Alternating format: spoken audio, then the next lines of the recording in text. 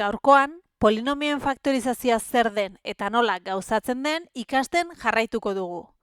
Gogoratu, kanalean eskuragarri duzuela bideo honen lehenengo zatia eta hau ikustea ezinbestekoa izango dela bideo honekin hasi aurretik. Horretarako, gogora ekarriko ditugu aurreko bideoan azaldutako hainbat atal.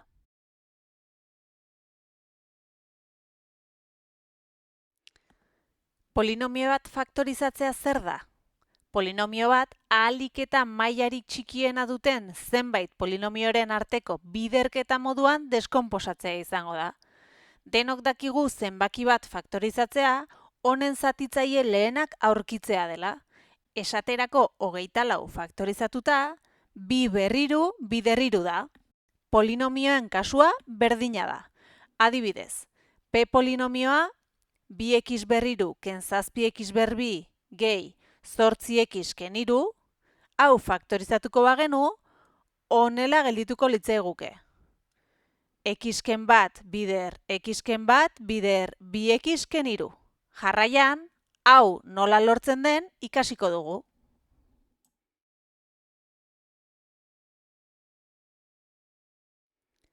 Polinomio bat faktorizatzeko honako pauso hauek jarraitu behar dira. Beti orden honetan. Lehenik, egongo balitz, faktore komuna atera beharko dugu. Behin faktore komuna aterata edo hau egongo ez balitz, bigarren pausoa polinomioa identitate nabaria den edo ez konprobatzea izango da. Bi pauso hauen ondoren, hirugarren pausoa polinomioaren erroak aurkitzea izango da. Hau Ruffiniren erregela bidez egingo genuke. Azkenik, polinomioa deskonposaketaren biderkadura modura adierazi beharko da.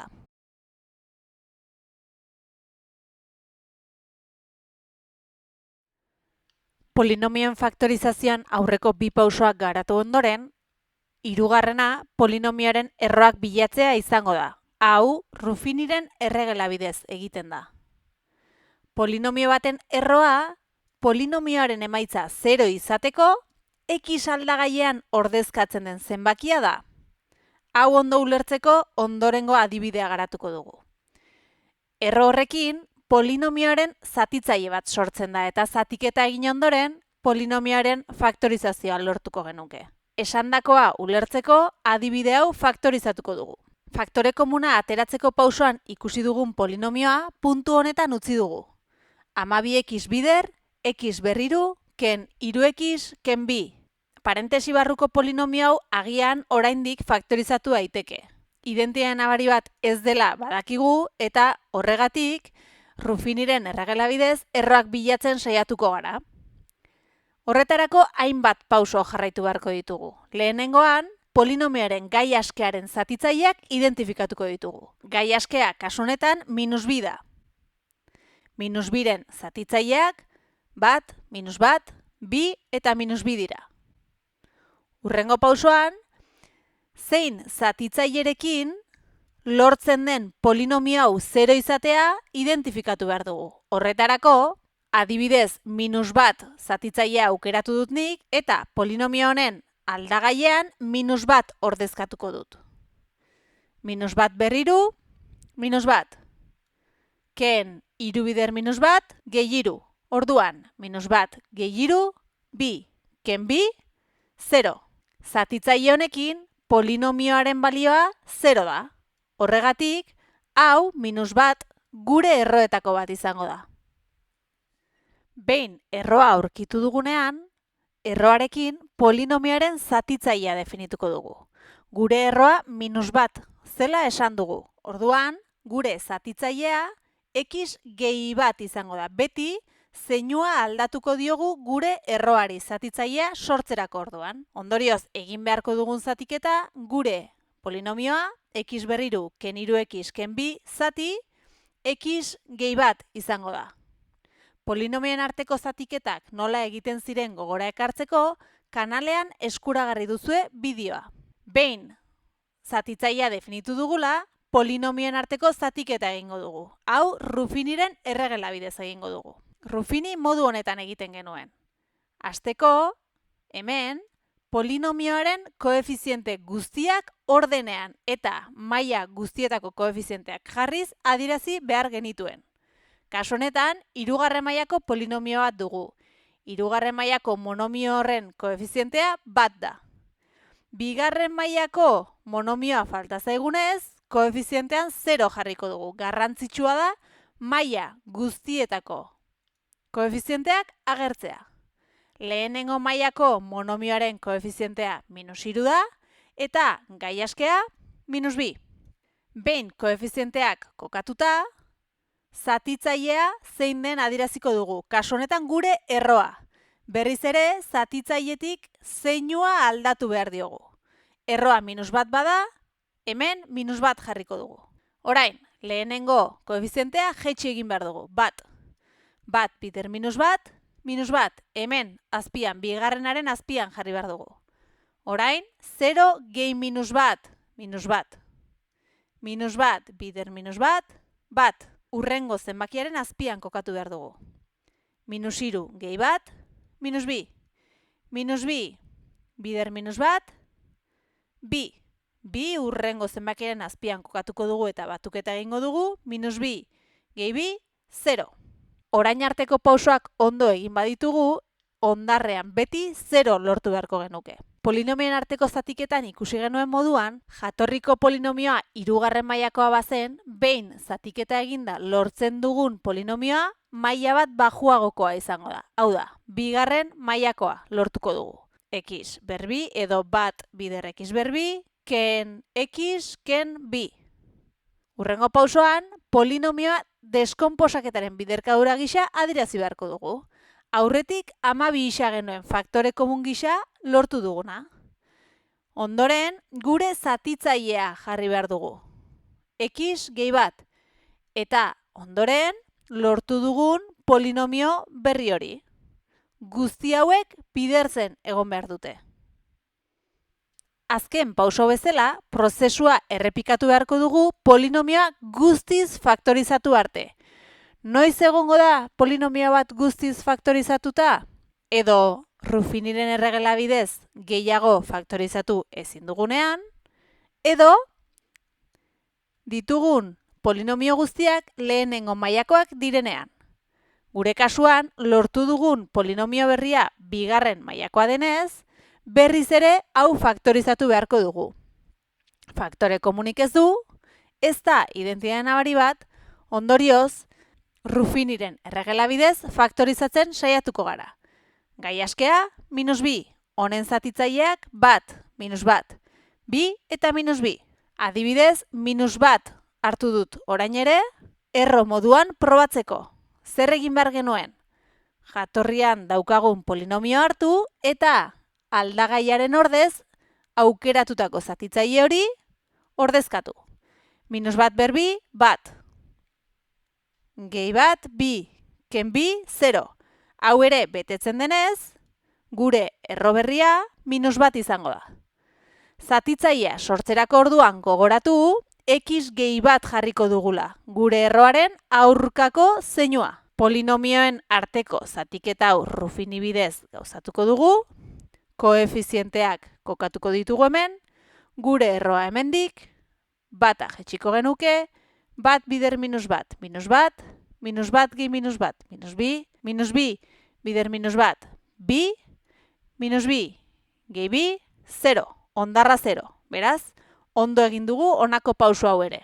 Zatiketa honen ondoren, 2. mailako polinomioa genuenez, lortutakoa lehenengo mailakoa izango da. X ken 2.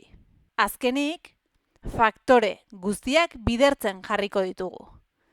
Hau bagenuen, hau ere aurretik jarri dugu, orain gure zatitzaile berria jarriko dugu, x gehi 1, eta azkenik lortu dugun polinomioa, x ken 2. Kasu honetan, bidertzen ditugun polinomio guztiak lehenengo mailakoak direnez, ezin dugu gehiago faktorizatu. Horrela geldituko litzeguke gure px polinomioa faktorizatuta.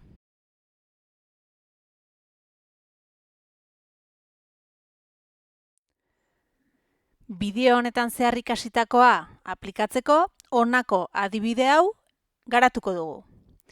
P polinomioa faktorizatu beharko dugu. P polinomioa honako hau da. 2x berriru, ken 7x berbi, gehi 8x, ken 3. Gogoan izan, lehenik, ea faktore komunik baduen ikusi beharko genukeela. Kasu honetan faktore komunik ez duenez, bigarren pausora pasako ginateke. Polinomioa identitate nabaria den edo ez konprobatu behar dugu. Horretarako, 3 identitate nabaritatik bat bera ere ez dela ohartuta nahikoa izango litzateke. Kasu honetan beraz, polinomioaren erroak aurkitu beharko ditugu Ruffiniren erregela erabiliz. Polinomio honen gai askea identifikatu behar dugu. -3. Eta honen zatitzaileak zein diren definituko ditugu. 1, -1, 3 eta -3. Hurrengo pausoan, zein zatitzailerekin lortzen den hasierako polinomio hau 0 izatea ikusi beharko dugu. Horretarako, polinomioaren aldagaian aukeratzen dugun zatitzaileetako bat erabiliko dugu. Adibidez, -1 aukeratu dut. Polinomioan -1 ordezkatuta, 2 bider -1 berriru, ken 7 bider -1 berbi, gehi 8 bider -1 ken 3 ez da 0. Horregatik, hau, -1 ez da gure erro bat izango. Beste zatitzaile batekin probatu beharko dugu. Batarekin probatu dut. Bata polinomioan ordezkatuta, 2 bider 1 berriru, ken 7 bider 1 berbi, gehi 8 bider 1 ken 3, 0 ateratzen zaigu. Hori horrela, badakigu gure erroa bat izango dela. Hurrengo pausoan, erroarekin polinomioaren zatitzailea definitu beharko dugu. Aurrez ikusi dugun moduan, erroa bat bada, gure zatitzailea x ken bat izango da, zeinua aldatu behar dugulako. Jarraian, polinomioaren arteko zatiketa egingo dugu. Horretarako, Ruffiniren erregela erabiliko dugularik. Hasteko, jatorriko polinomioaren koefizienteak ordenean eta maila guztiak adieraziz idatziko ditugu. 2, -7, 8 eta -3. Kasu honetan, polinomioa osoa denez ez daukagu zerorik jarri beharrik. Hemen, gure erroa adierazi behar dugu, bat. Hau da, zatitzen jarri dugun honen aurkako zeinua duen zenbakia, bat. Bia jaitsiko dugu, 2 bider 1 2, -7 gehi 2, -5, -5 bider 1 -5, 8 gehi -5, 3, 3 bider 1, 3, -3 gehi 3, 0. Gogoratu, jatorriko polinomioa 3. mailakoa denez, lortzen dugun polinomio berria bigarren mailakoa izango dela. Ondorioz, polinomioa horrela geldituko litzaiguke. 2 bider x berbi, ken 5 x gehi 3. Azkenik, polinomioa deskonposaketaren biderkadura gisa adierazi beharko dugu. P polinomioa momentuz horrela geldituko litzaiguke. Batetik gure zatitzailea jarriko dugu, x ken bat bider lortu dugun polinomio berria. Jarraian, prozesua errepikatuko dugu polinomioa guztiz faktorizatu arte.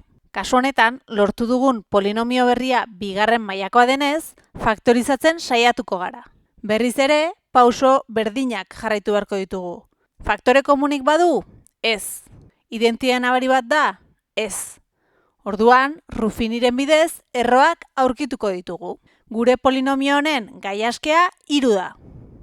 Eta 3ren zatitzaileak bat, -1, 3 eta -3 dira. Orain, zein zatitzailerekin lortzen den polinomioa 0 izatea ikusi beharko dugu. Adibidez, bat aukeratu dut. Bat, polinomio honen aldagaian ordezkatuko dugu eta ea 0 ateratzen den ikusiko dugu. 2 bider 1 berbi, 2 bider 1, 2, ken 5 bider 1, 5, 2 ken 5, -3. Gehi 3, 0. 0 lortu dugunez, badakigu gure erroa bat dela. Honekin, polinomioaren zatitzailea definituko dugu. Gogoratu, erroaren aurkako zeinua adierazi behar dugula zatitzailean. X ken bat. Polinomioen arteko zatiketa egingo dugu Ruffiniren bidez. Ruffini montatuko dugu polinomioaren koefizienteak hemen adieraziz. Hemen gure erroa, bia jaitsi, 2 bider 1 2, -5 gehi bi minus iru, minus iru bider bat minus iru, eta iru gehi minus iru, 0. Jatorriko polinomioa bigarren mailakoa zenez, lortu dugun polinomio berria lehenengo mailakoa izango da. Hortaz, 2x ken 3 izango litzateke. Azkenik, polinomioa deskonposaketaren biderkadura gisa adieraziko dugu. Aurretik, x ken bat bagenuen. Orain, gure zatitzailea hemen adieraziko dugu x ken bat. Eta azkenik, lortu dugun polinomio berria jarri beharko dugu biderkatzen. Hauxe izango da, p polinomioa faktorizatuta. Dena den, biderkadura hau laburtuz modu honetan ere adieraz genezake. X ken bat berbi, bider 2x ken 3. Kasu honetan, bidertzen dauzkagun polinomio guztiak lehenengo mailakoak direnez, badakigu polinomio hau ezin dugula gehiago faktorizatu. Orain, ekin lanari, hurrengora arte.